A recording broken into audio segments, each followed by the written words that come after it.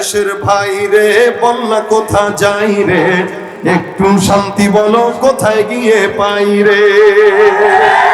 আগের মতো শান্তি তো আর এখন পাওয়া যায় না, মানুষ সব পাল্টে গেছে, পাল্টেনি তো জামানা। জামানা ঠিকই আছে, মানুষ সব পাল্টে গেছে, মানুষ সব পাল্টে গেছে, জামানা ঠিকই আছে। চুলগুলো খাটো খাটো, প্যান্ট শার্ট আটো শাটো, সানগ্লাস চোখে তার যেন কোন জমিদার, সুজোড়া পায়ে দিয়ে কাঁধে এক ব্যাগ নিয়ে, ঠোঁটে দেয় লিপস্টিক, হাসে শুধু ফিক ফিক, ওদিকে গেলে দু চোখ মনে হয় ভদ্রলোক, কাছে গিয়ে দেখি হায় পুরুষ মানুষ না। এটা হলো আমগো পাড়ার মিস্টার জরিনা, আসলে দাঁড়ায় আছে মিস জরিনা। লম্বা লম্বা আছে চুল, কানেতেও আছে দুল, হাতে সোনার চুড়ি, বিলুফি তার ঘড়ি, পাঞ্জাবি গায়ে দিয়ে হাত আছে মোড়ানো, লম্বা ওড়নাটা কাঁধে আছে ঝোলানো, হেঁটে চলে আঁকা বাঁকা যেন কোনো নায়িকা, কাছে গিয়ে দেখি হায় মাইয়া মানুষ না। এটা হলো আমগো পাড়ার মিস্টার সোহেল রানা, এটা হলো আমগো পাড়ার। আগের মতো শান্তি তো আর এখন পাওয়া যায় না, মানুষ সব পাল্টে গেছে, পাল্টেনি তো জামানা। হয় জামানা ঠিকই আছে, মানুষ সব পাল্টে গেছে, মানুষ সব পাল্টে গেছে, জামানা ঠিকই আছে। মোটা বই আছে সাথে, কলমটাও আছে সাথে, পরেছে সাদা প্যান্ট, মনে হয় স্টুডেন্ট, পরনে আছে বেল্ট, গায়ে মাখে দামি সেন্ট, যায় বন্ধুরা আড্ডায়, চিন্তাই করে রাস্তায়, নেশা করে গাঁজা খেয়ে আর 8 মাস থাকে জেলে, অবশেষে মনে হলো এইটা কোনো ছাত্র না, এটা হলো আমগো পাড়ার টোকাই বাবুল কানা, এটা হলো আমগো পাড়ার টোকাই বাবুল কানা। আগের মতো শান্তি তো আর এখন পাওয়া যায় না, মানুষ সব পাল্টে গেছে, পাল্টেনি তো জামানা। আমাদের দেশের মুরব্বীরা বলে আরে জামানা নাই গো, জামানা কই গেছে, কোথায় গেছে জামানা বলেন, আছে না? জামানা পাল্টায়, সূর্য আগে পশ্চিম দিকে ডুবতো, এখন পূর্ব দিকে ডুবে, তো জামানা পাল্টায় কোথায়? আল্লাহর নবী বলেন লা তাসুব্বুদ দাহর ফা ইন্নাল্লাহা হুয়াদ দাহর, জামানাকে গালি দিও না, কারণ জামানা পরিবর্তন করান কে? আপনারা কি কষ্ট পাবেন নাকি দুই একটা কথা বলবেন? আমার আজকে ভয় নাই, কারণ মেয়র সাহেব আছে, কাউন্সিলর আছে, ওনারাও আলহামদুলিল্লাহ যুবক, আমিও যুবক। সমাজ পরিবর্তনের জন্য যুবকরাই যথেষ্ট, ঠিক কিনা বলেন? আমরা এর আগে দেখেছি অনেক এমপি মন্ত্রীদেরকে, বহু আগের কথা বলতেছি, অনেক সময় দেখে গেছে বক্তব্য দিতেছে, দিক দিয়ে প্যান্ট খুলে গেছে, ওনার হুঁশ নাই, কি ঠিক না? যে নিজের প্যান্ট সামলাইতে পারে না, সে সমাজ কেমনে সামলাবে? সমাজ পরিবর্তনের জন্য যুবকরা দাঁড়ায় যাবে ইনশাআল্লাহ। মাদক দ্রব্য, সন্ত্রাসী, চাঁদাবাজি একটাও থাকবে না এলাকায়, ঠিক কিনা বলে? আলহামদুলিল্লাহ। এখানে আপনাদের এলাকার দুজন সম্মানিত নেতৃস্থানীয় লোক উপস্থিত আছেন, ওনারা ওনাদের ব্যস্ততাকে ছেড়ে দিয়ে দিনই একটা মজমায় বসছেন, এটাও অনেক বড় একটা বিষয়। স্বাভাবিকভাবে আমরা যেটা দেখি, রাজনৈতিক নেতারা আসে মঞ্চে, বক্তব্য দিয়ে চলে যায়, কিন্তু বক্তব্য দেওয়ার আগে বসা অথবা পরে বসা, এটা অনেক বড় একটা বিষয়। আমি খুব বেশি জায়গায় দেখি না, মাঝে মাঝে কয়েক জায়গায় দেখতে পাই, যেমন আজকে দেখতে পেলাম। এবং আরেকটা বিষয়, উনি সাধারণ মানুষদের মতো এখানেই বসে গেছেন, আলহামদুলিল্লাহ, এটাও একটা সৌভাগ্যের বিষয় আপনাদের। আল্লাহ পাক যদি নেতৃস্থানীয় লোকদেরকে অন্তত দিনই পথে, দিনই নিসবতে নিয়ে আসেন, ওনাদের সাথে আরো 14 জনকেও আল্লাহ পাক রব্বুল আলামিন কবুল করেন। যেমন উনি ওনার বন্ধুকে নিয়ে আসছেন, উনি নিজে একা দেন নাই, খুঁজিয়ে আরেকজনকে দেওয়াইলেন, তারপরে আরেকজনকে দেওয়াইলেন।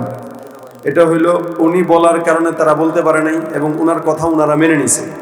ঠিক ওনারা যদি ইসলামের পথে পরিপূর্ণ চলে আসে, আমার তো বিশ্বাস 100, 150, 200, 500, 1000 মানুষ ওনাদের কারণে ইসলামের পথে আসতে বাধ্য হয়ে যাবে।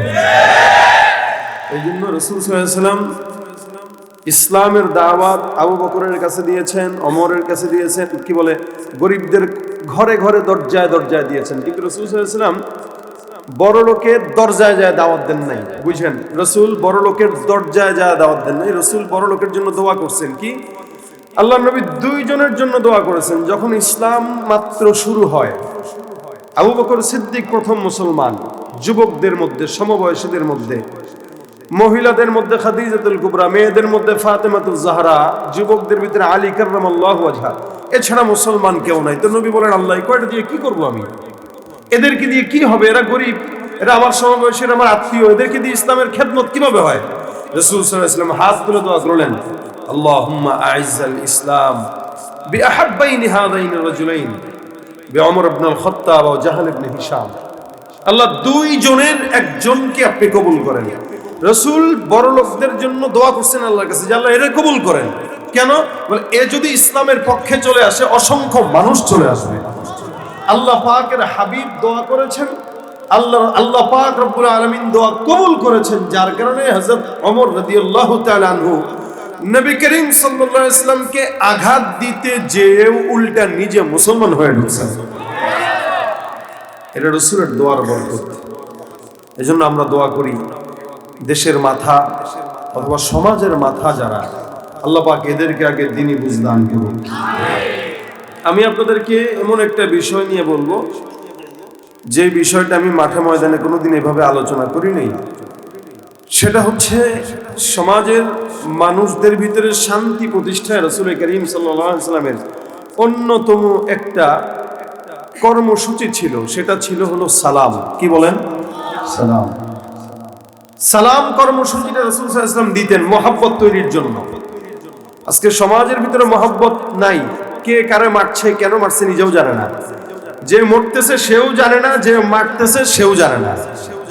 বাস মন চাইতেছে তো মেরে দিছে, মন চাইতেছে তো মরে যাচ্ছে। আজীব অবস্থা, কেন মরতেছে, কেন মারতেছে, উভয় পক্ষের কেউ জানে না। রাসূল সাল্লাল্লাহু আলাইহি ওয়াসাল্লাম বলেন, শেষ জামানায় এমন সময় আসবে যখন যে মরবে সেও জানবে না কেন মরলো, যে মারবে সেও জানো না কেন মারলো। আল্লাহর নবী বলেন, এরা উভয় দলই জাহান্নামী। নাউজুবিল্লাহ বলে না? যে মরলো সেও জাহান্নামী, যে মারলো সেও জাহান্নামী। সাহাবা আজমাইন ডাক দিয়ে বলেন, হুজুর কেন এরা জাহান্নামী? যে মরলো সে জাহান্নামী, যে মারলো সে জাহান্নামী হইতে পারে, কিন্তু যে মরলো সে তো জাহান্নামী হবে না। নবী করিম সাল্লাল্লাহু আলাইহি ওয়াসাল্লাম বলেন উভয় জাহান্নামী। বলে কেন? দুজনের ভিতরেই একজন একজনকে মারার একটা প্রবণতা ছিল। যারা মারামারি লাগছে এরা একজন আরেকজনকে মারার প্রবণতা নিয়েই ঝগড়াটা করেছে। এই জন্য রাসূল বলেন, যে মরলো এটাও জাহান্নামী, যে মারলো এটাও জাহান্নামী। এই যে মারামারিটা কেন হচ্ছে? কারণ আমাদের ভিতরে মহব্বতের যে দোয়াটা, এই দোয়াটা বন্ধ হয়ে গেছে। এক সময় আমরা দেখতাম মানুষ মানুষকে সালাম দিত, এখন মানুষ মানুষকে সালাম দেয় না। এখন যার টাকা আছে সে সালাম পায়, রিক্সাওয়ালা সালাম পায় না। যারা ভ্যান চালান, অটো চালান, এই সমাজে সম্মান তাদের আছে না? কিন্তু কম। মানুষ মনে করো তো রিক্সাওয়ালা, ওর আর কি মর্যাদা আছে। কিন্তু মনে রাখবেন, আল্লাহর কাছে হযরত বেলাল হাবশির দাম আবু জাহেলের চাইতে বেশি ছিল। যদিও তিনি ছিলেন হাবশি গোলাম, কালো। আমার মতো সুন্দর মানুষের কোনো দাম নাই যদি ইমানের রং না থাকে। আল্লাহর কসম, একটা রিক্সাওয়ালার যদি ইমান থাকে, আমার মতো সুন্দর, আমার মতো বড়লোক, আমার মতো নেতা, আমার মতো ব্যবসায়ী, যত বড়লোক হই না কেন, এসে রুমে থাকি না কেন, আমার যদি ইমান না থাকে, রিক্সাওয়ালার চাইতে আমার দাম বেশি না, বরং আমার দাম কম, রিক্সাওয়ালার দাম বেশি, শুধুমাত্র তার ইমানের কারণে। এই জন্য নবী করিম সাল্লাল্লাহু আলাইহি ওয়াসাল্লাম বলেন, ইন্নাল্লাহা লা ইয়ানজুরু ইলা সুওয়ারিকুম ওয়া আমওয়ালিকুম ওয়ালাকিন ইয়ানজুরু ইলা কুলুবিকুম ওয়া আ'মালিকুম। নিশ্চয়ই আল্লাহ তোমাদের চেহারার দিকে দেখেন না। এই যে চেহারার যে মানজামাইরা চুল রাখেন গরুর মতো, ছাগলের মতো, আমাদের দেশের কিছু কিছু যুবক আছে, এদের চেহারা সুরতের হালত দেখলে বোঝার উপায় না যে মানুষ নাকি চিড়িয়াখানার জন্তু। চুল রাখবে চতুর্দিকে টাক্কু, এখানে কোনো চুল নাই, কেটে ফেলছে, আর উপরে চোখা মুন্সি স্মৃতিসৌধ মনে হয় তার মাথার উপরে বসা। প্যান্ট পরে 2-14 জায়গায় ছিঁড়া আছে না? আজীব হালত। আগে মানুষ টাকার অভাবে ছিঁড়া প্যান্ট পরতো, এখন সে টাকা বেশি থাকার কারণে ছিঁড়া প্যান্ট পরে। আরে ফকির তো মানুষ টাকা না থাকার কারণে হয়, থাকার কারণে হয় না। কিন্তু আল্লাহ বলে, তুই টাকা থাকলেও ফকির নির্যাত থাকবি কেন? তোর ভিতরে ইমান নাই, এই কারণে তুই সবচেয়ে বড় ফকির। প্যান্ট যেটা পড়ছে দেখলে মনে হয় সরকারি রোড পাইছো তো, কসমসা রোড, হুন্ডা যখন নেয় পিছনে তার হুশ থাকে না, এমনি এমনি এমনি এমনি বাস চলতেছে তো চলতেছে। চেহারার দিকে তাকাইলে মনে হয় স্লিপ খেয়ে হুন্ডা থেকে পড়ে প্যান্টটা ছিঁড়ে গেছে, কিন্তু জিজ্ঞাসা করুন ভাই কেমনে ছিঁড়ছে, এটা ছিঁড়া না মিয়া, এটা স্টাইল আছে না নাই? আজীব হালত এটা। উলঙ্গপনা আবার কিভাবে আধুনিকতা হয়? উলঙ্গপনা যদি আধুনিকতা হয় তো গরু, ছাগল, বিড়াল, শুয়োর সবচাইতে বড় আধুনিক, ঠিক কিনা বলেন? ও দেশের ভাই রে, বল না কোথা যাই রে, একটু শান্তি বলো কোথায় গিয়ে পাই রে। আগের মতো শান্তি তো আর এখন পাওয়া যায় না, মানুষ সব পাল্টে গেছে, পাল্টেনি তো জামানা। জামানা ঠিকই আছে, মানুষ সব পাল্টে গেছে, মানুষ সব পাল্টে গেছে, জামানা ঠিকই আছে। চুলগুলো খাটো খাটো, প্যান্ট শার্ট আটো শাটো, সানগ্লাস চোখে তার যেন কোনো জমিদার, সুজোড়া পায়ে দিয়ে কাঁধে এক ব্যাগ নিয়ে, ঠোঁটে দেয় লিপস্টিক, হাসে শুধু ফিক ফিক, ওদিকে গেলে দু চোখ মনে হয় ভদ্রলোক, কাছে গিয়ে দেখি হায় পুরুষ মানুষ না। এটা হলো আমগো পাড়ার মিস্টার জরিনা আপা, আসলে দাঁড়ায় আছে মিস জরিনা। লম্বা লম্বা আছে চুল, কানেতেও আছে দুল, হাতে সোনার চুড়ি, বিলুফি তার ঘড়ি, পাঞ্জাবি গায়ে দিয়ে হাত আছে মোড়ানো, লম্বা ওড়নাটা কাঁধে আছে ঝোলানো, হেঁটে চলে আঁকা বাঁকা যেন কোনো নায়িকা, কাছে গিয়ে দেখি হায় মাইয়া মানুষ না।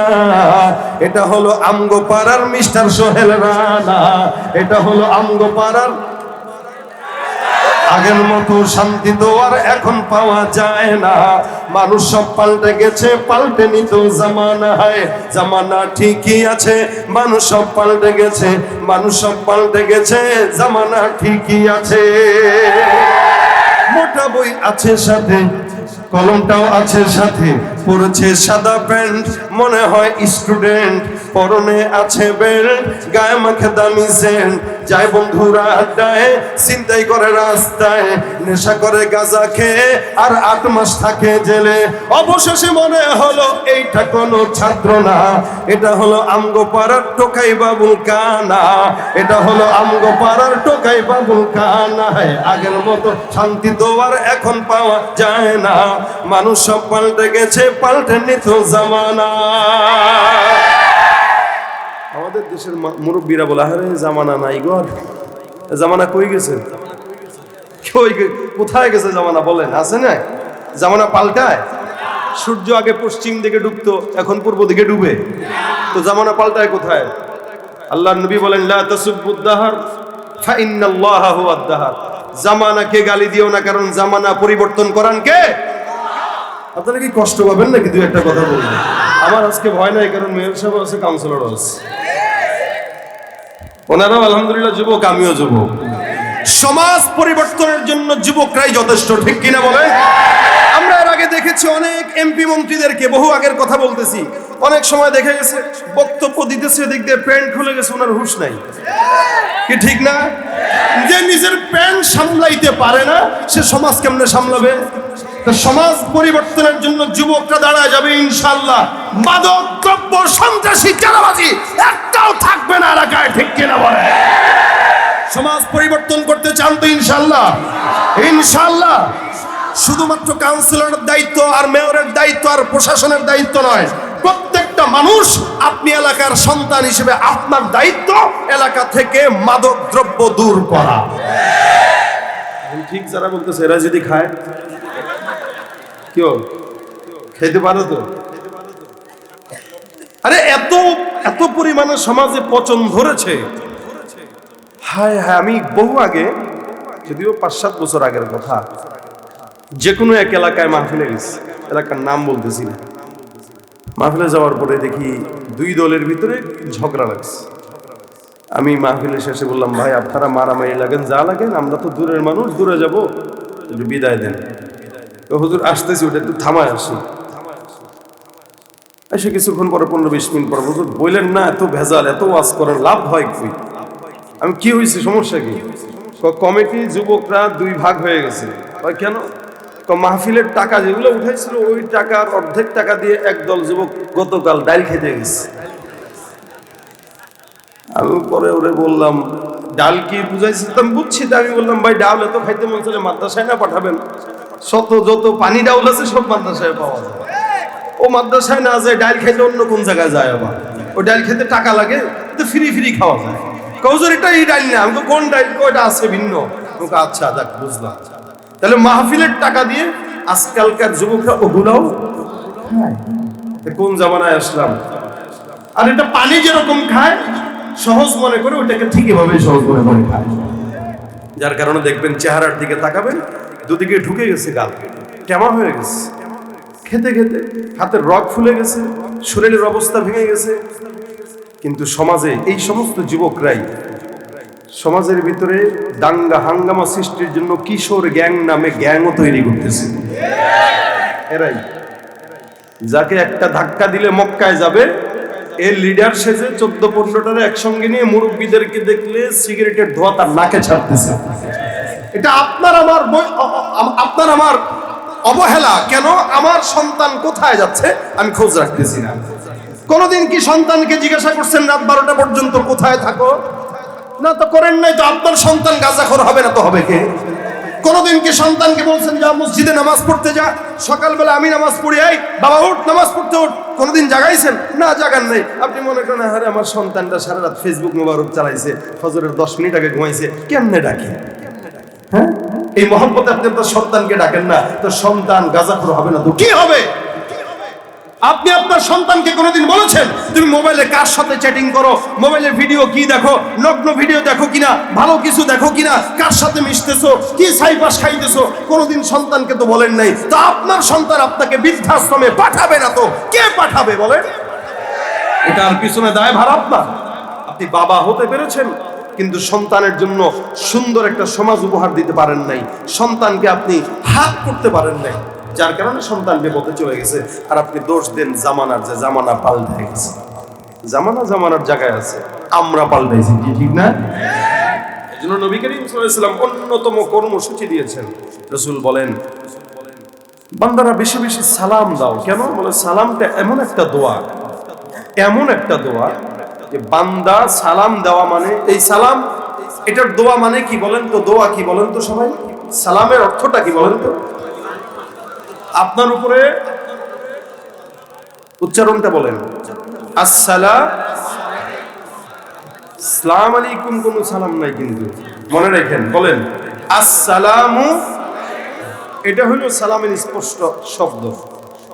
এটা বলা মানে আমি ঘোষণা দিচ্ছি অমুক আমার থেকে নিরাপদ, আমার অনিষ্টতা থেকে নিরাপদ, আমার শত্রুতা থেকে নিরাপদ, যার কারণে আমি তার জন্য শান্তির দোয়া করলাম। কথাটা কি বুঝে আসছে?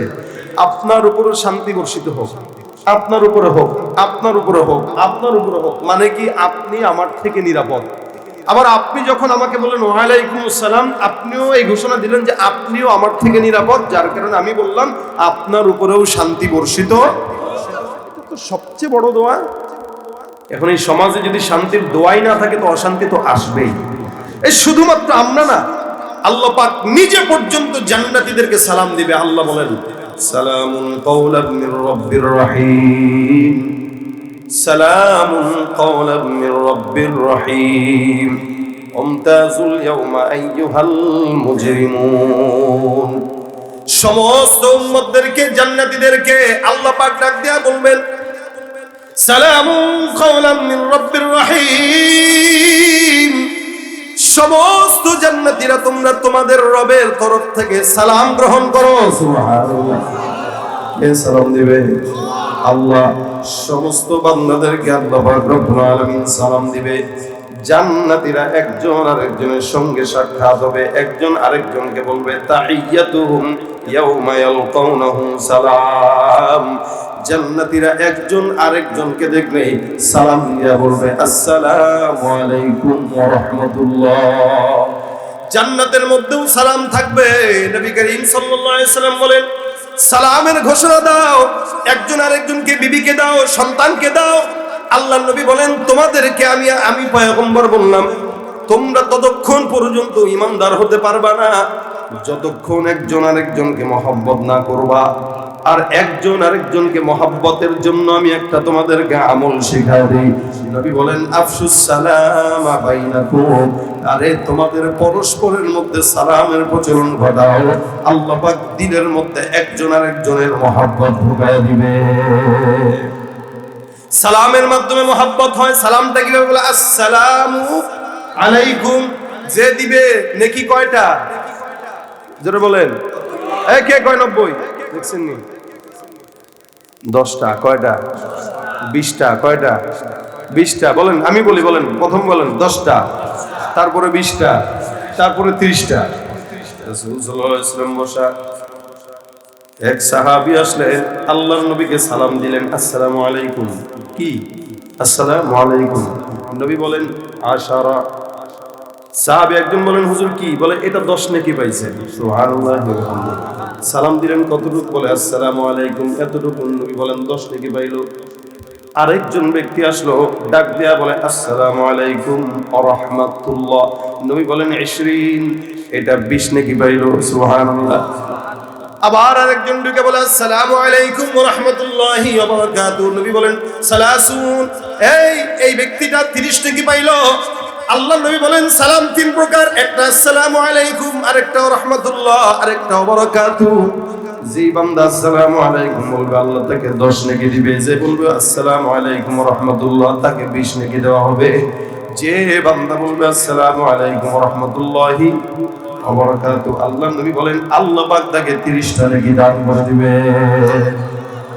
এর বাহিরে কোনো শব্দ নাই। আমরা তো অনেক সময় আসসালামু আলাইকুম ওয়া রাহমাতুল্লাহি ওয়া বারাকাতুহু ওয়া মাগফিরাতুহু ওয়া জান্নাতুহু ওয়া মাগফিরাতুহু, এই বাস বলতে আছে। কি রে ভাই, এই জান্নাত পাইলি কই আর মাগফিরাত পাইলি কই? নবী তো তিনটার কথা বলছেন, আসসালামু আলাইকুম ওয়া রাহমাতুল্লাহি ওয়া বারাকাতুহু, বাস এনাফ। মাগফিরাতুহু নাই, জান্নাতুহু নাই। 3টা শব্দ দিয়ে যে বলবে তো 30 নেকি রাসূল দান করবেন। ঘরের বউরে দিবেন সালাম, কারে দিবেন? জোরে বলে না, আরো জোরে বলেন, কাকে দিবেন? বিয়ে করছেন কারা কারা হাত তুলেন। মনে হইতেছে বিবাহিত একটাও নাই। শুনছেন সবাই সামনে থেকে? দেখেন কে বিয়ে করার পরেও হাতটা তুলে নাই, নামটা বলেন, আমি একটু বলে দিই মাইকে। ওর বউটা আজকে বাসায় গেলে ইচ্ছা মতো ঠেলানি দিবে। তুলছেন সবাই? শুধু বিবাহিতরা নারায়ে তাকবীর, শুধু বিবাহিতরা লিল্লাহে তাকবীর। হাতটা উঠে রাখেন। আজকে বাসায় যে বউরে সালাম দিবেন, রাজি আছেন? বউরে সালাম দেয় না, পাশের বাড়ির ভাবিরে সালাম দেওয়ার জন্য অবাক হয়ে থাকে। বড় গিয়ে পারবে না তো হবে কি? নিজের ঘরে সালামের প্রচলন করে। আল্লাহ পাক বলেছেন তোমরা যখন ঘরে ঢুকো সাল্লিম, তোমরা সালাম দাও। দাখালতুম বুয়ুতান ফাসাল্লিমু আলা আনফুসিকুম তাহিয়াতাম মিন ইনদিল্লাহ। আল্লাহ পাক রব্বুল আলামিন বলেন তোমরা যখন একজন তোমাদের কোন ঘরে ঢুকবা, তোমরা যখন পরিবারের কাছে যাবা, তো তোমরা তোমাদের পরিবারকে সালাম দাও। বিবিকে দিবেন, বাচ্চাকে দিবেন, বাচ্চারা তাদের বাবাকে দিবে। কি বলেন, ঠিক না? আজকে ঘরে বিবিকে সালাম দেয় না দেখে বললোকে খালি ইটিস পিটিস হয় না, বললোকে খালি ঠুনঠুনাঠুন হয়, ঝগড়া হয়। কি বলেন, ঠিক না? বিবিকে সালাম দিবেন, সালামের দ্বারা বিবির সাথে মহব্বত তৈরি হয়। এখন আপনি কেমন হুজুর বউরে কেমনে সালাম দিব? বউ যেই ঠেটখেরানি করে আমার সাথে, অনেক বিবিরা আছে মহিলারা স্বামীর সাথে খালি খিটখিট করে 24 ঘন্টা, মানে কোনো কথাবার্তা ছাড়া, বাস খালি স্বামীকে ধমকের উপরে রাখে, ফাপড়ের উপরে রাখে। আমি আপনাদেরকে একটা ঘটনা শুনাই, শুনেন। আচ্ছা,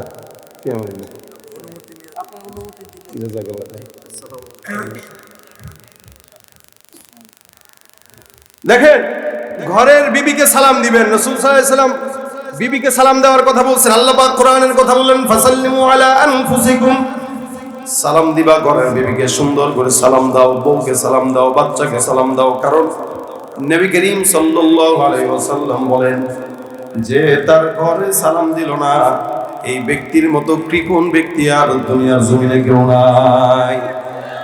এই রাসূলের জামানায় একটা ঘটনা,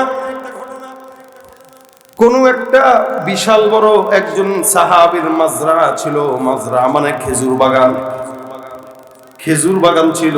খেজুর বাগান মনে করেন একজন সাহাবীর 100টা খেজুর গাছ, মাঝখানে একটা মাত্র খেজুর গাছ হলো আরেকজনের, একটা মাত্র খেজুর গাছ আরেকজন। দেখবেন অনেক সময় এটা হয় যে আপনার এই মসজিদে মনে করেন আপনি টাকা দিবেন হইলো 10 লাখ, আরেকজন আছে 1 লাখ দিবে বা 1000 দিবে, 1000 দেনেওয়ালা এসে হিসাব দিবে, মিয়া টাকাটা করছেন কি দেখি, দিছেও কম হিসাবও নাই বেশি। আর সবচেয়ে বড় এই দুনিয়াতে যেগুলো টাকা দেয় না, হিসাব নেওয়ার বেলা এগুলো 1 নম্বর। টাকা যারা দেয় এরা কোনোদিন হিসাব নেয় না, দিবেও না, আবার হিসাবের বেলায় কি করছেন টাকা দেখি তো কি হয়। মানে একটা মাত্র গাছ, সাহাবী প্রতি সময় খালি তার খেজুর বাগানটাকে ঘেরাও করে রাখে, দরজা লাগায় রাখে। এখন এই লোকটা আইসা একটা খেজুর গাছের জন্য রসুলকে খালি জ্বালাতন করে, ভাই এই সাহাবীকে জ্বালাতন করে, ভাই খুলে দাও তো, আমার গাছটার একটু যত্ন নিব। এই সাহাবীকে কিনা আমার এতগুলো গাছ, আর এই বেচারা একটা গাছের জন্য প্রতিনিয়ত আমার ডিস্টার্ব করে। নবীর কাছে এসে ডাক দেয়, বলে রাসূলুল্লাহ দয়া করে মেহেরবানি করে আপনি বেচারার সঙ্গে আমার একটা বিহিত করে দেন। একটা গাছের জন্য প্রতিনিয়ত আমার কাছে আসে, সব সময় কেবল এসে বারবার এটা সেটা বলে, হুজুর এটার থেকে কোনো মধ্যে আমার সঙ্গে একটা সমাধান করে দেন। নবী করিম সাল্লাল্লাহু আলাইহি ওয়াসাল্লাম বান্দাটারে ডাকলেন, ডাক দিয়া বলে, হে ভাই আমার, এই জায়গায় তোমার একটা গাছ আছে? বলে জি হ্যাঁ। নবী বলেন, গাছটা তুমি আমাকে দিয়া দাও। কে বলতেছেন? নবী বলতেছেন। আচ্ছা বলেন তো রাসূল সাল্লাল্লাহু আলাইহি ওয়াসাল্লাম যদি কোনো কিছু আপনার কাছে চায়, সেই জিনিসটা আপনি দিবেন কি দিবেন না? নবীর নামে চাওয়া হইলেও তো বান্দা এখন দেয়, সেখানে সাহাবাদের জামানা। নবী করিম বলছেন তুমি আমাকে দাও। বেচারা ডাক দেয়, কয় না না না, আমি পারতাম না দিতে, এটা এত সহজ, আমার খুব পছন্দের গাছ এটা। আল্লাহ নবী ডাক দেয়া বলেন, ঠিক আছে আমাকে দিবা না, কিন্তু আমার কাছে বিক্রি করো। বলে না, এটাও করতাম না, আমার গাছ আমার জায়গা মতো থাক, কত দাম বাড়বে হিসাব আছে। কিছু মানুষ আছে দেখবেন আশেপাশে জায়গা আছে আপনার, মাঝখানে খালি আধা কাঠা জায়গা আছে, 1 কাঠা জায়গা, এটা ছাড়া না। মানে সে আপনারা দিবেও না, অন্যের কাছে বিক্রি করবে আপনারা ডিস্টার্ব করতে। অথচ উচিত হলো আপনার কাছে করা। এই বেচারা দেয় না, বিক্রিও করে, তাও নবী চাইতেছেন, নবীকে দেয় না। আর মেজাজ একটু খারাপ হয়ে গেছে, কিন্তু আমি চাইলাম হাদিয়া, এটাও দিল না, আবার আমি বললাম আমার কাছে বিক্রি করো, এটাও করলো না। রাসূল ডাক দেয়া কয়, বেটা তোর মতো কিপটা আমি আমার জীবনে দেখি নাই, তুই এত কিপটা কেমনে হইলি? মানে মুসলমান আর কি, নতুন মুসলমান হয়েছে, ইমানদার দাবি করে, আমাদের দেশেও তো আছে মুসলমান দাবি করে, নামাজ নাই, রোজা নাই, যাকাত দিতে কইলে কয় হুজুর এটা দান্দাবাজি করে। মসজিদের জন্য দান টাকা দিবে না, টাকা না দিলেও সে কথা বলবে 100টা, বলবে দেখছো নি কইলাম না যে মাহফিল দিছে ভিক্ষা করার লেগা, আচ্ছা চাইতেছে, অথচ সে 1 চারানা পয়সা কোনোদিন মসজিদে দেয়নি। আছে না নাই?